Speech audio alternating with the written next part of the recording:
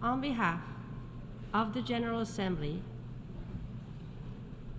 I have the honor to welcome His Excellency William Sumo Ruto, President of the Republic of Kenya and Commander-in-Chief of the Defense Forces, and to invite him to address the Assembly.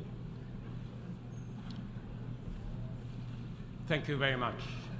The world over today, hundreds of millions of people are besieged by anxiety about their present and future security, dignity, and prospects of well-being. Many are victims and witnesses of present assaults of many, and many more are afraid of future violations of their most fundamental expectations. In his opening address, our Secretary General provided a graphic snapshot of the condition of the world and humanity, a situation that calls into question the state of multilateralism in terms of its founding aspirations as well as its present agenda.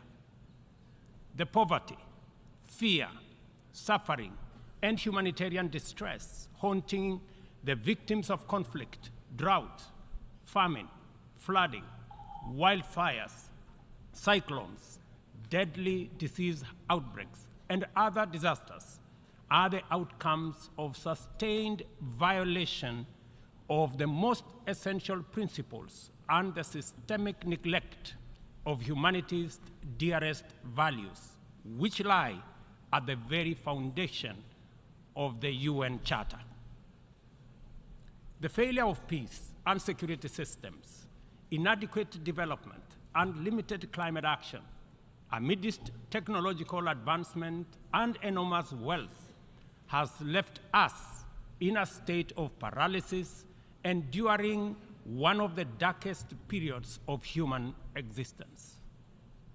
We may all agree, without any fear of contradiction, that the world is headed in a most undesirable direction.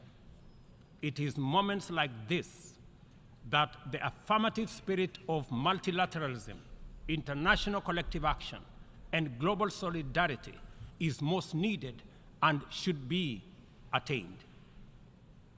This is not the occasion for any member of the United Nations to escape when they should be rising to the challenge of the moment.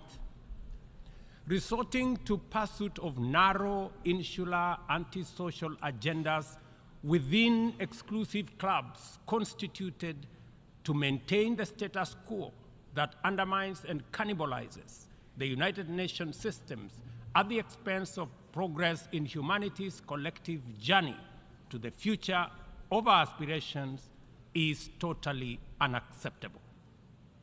The existence of this inimical clique of geopolitical formations defies the fundamental values and principles of the UN system, and its operations have led to alienation, mistrust, insecurity, and exclusion of and among peoples, nations, regions, and continents.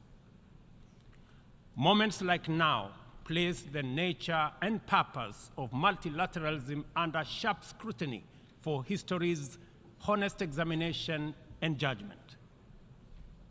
If any confirmation was ever needed that the United Nations Security Council is dysfunctional, undemocratic, non-inclusive, unrepresentative, and therefore incapable of delivering meaningful progress in our world as presently constituted, the rampant impunity of its actors on global scene settles that matter. The environment of pervasive mistrust between the global north versus the global south, developed versus developing, rich versus poor, polluters versus victims, and net emitters versus net victims, which complicate and frustrates multilateralism, is the inevitable result of promises not kept, commitments not actualized, resolutions not honored, and principles not observed.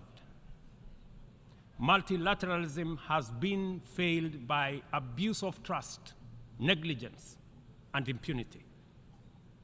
A year ago, I stood in this assembly hall to call upon the global community to transform the UN system in order to achieve a consensus-driven, rules-based multilateral system which works for the people of the world in their diversity.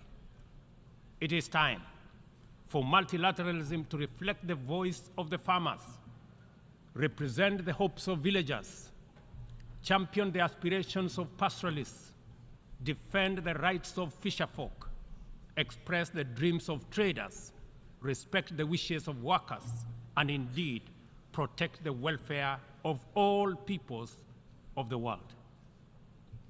In the face of the most urgent crisis of our time, it is now clear that the international community has fallen seriously behind in meeting its targets in both climate action and the implementation of the Sustainable Development Goals, as well as their underlying enabler, peace and security.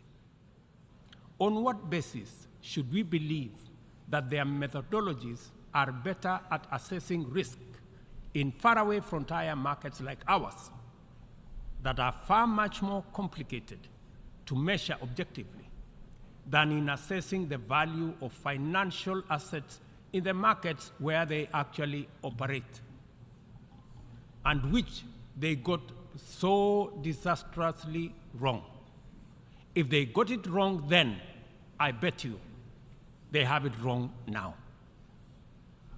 In any case, any objective rating must also take into account principles of responsible sovereign lending and accounting, specifically emphasizing the need for international accounting systems that supports the proper valuation of mineral wealth, natural capital, and ecosystem services in the computation of national GDPs.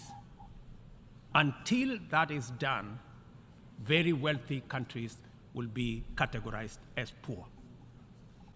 We understand the facts about our collective situation as a global community and as a member of the United Nations family. We know the magnitude of our shared challenges and common threats. We appreciate that multilateralism is on trial, and our task is to defend it. We also recognize that multilateralism is broken, and it is our responsibility to fix it. From this moment to 2030, and from our problems to their solutions, we are connected by a coherent agenda of robust collective action.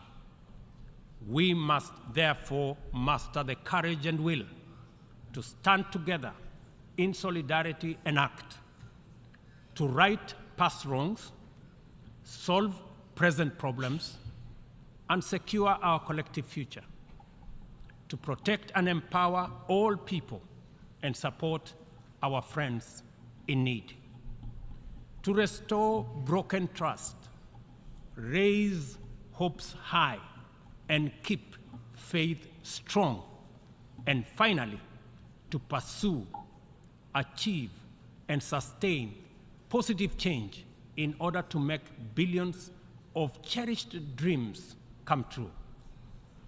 We must start right away, for we have no time to lose. And I thank you.